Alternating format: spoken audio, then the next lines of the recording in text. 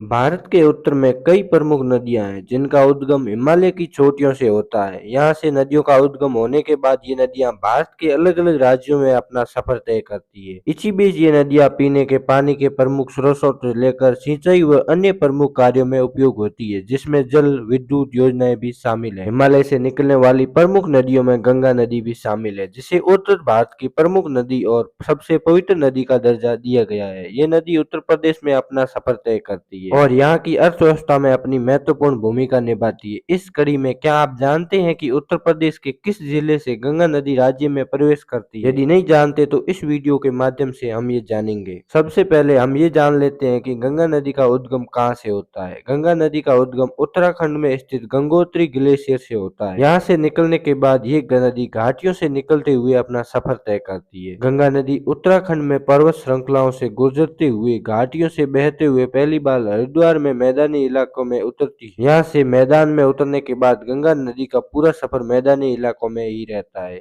आपको बता दें कि भारत के सबसे लंबी नदी की जब बात होती है तो गंगा नदी का नाम शीर्ष पे आता है। इस नदी की कुल लंबाई 2525 किलोमीटर है। हालांकि कुछ जगहों पर आपको ब्रह्मपुत्र नदी का नाम भी देखने को मिलेगा, लेकिन इस नदी का उद्गम भारत में नहीं होता। अब सवाल है कि गंगा नदी उत्तर प्रदेश के किस जिले से राज्य में प्रवेश करती है। आपको बता दें कि गंगा नदी उत्तराखंड में बहते हुए उत्तर प्रदेश के बिजनौर जिले से राज्य में प्रवेश करती है। फर्रुखाबाद, कन्नौज, कानपुर, बिठूर, प्रयागराज, मिर्जापुर और गाजीपुर होते हुए राज्य से बाहर निकल जाती है। आपको ये जानकारी कैसी लगी कमेंट में जरूर बताएं। धन्यवाद।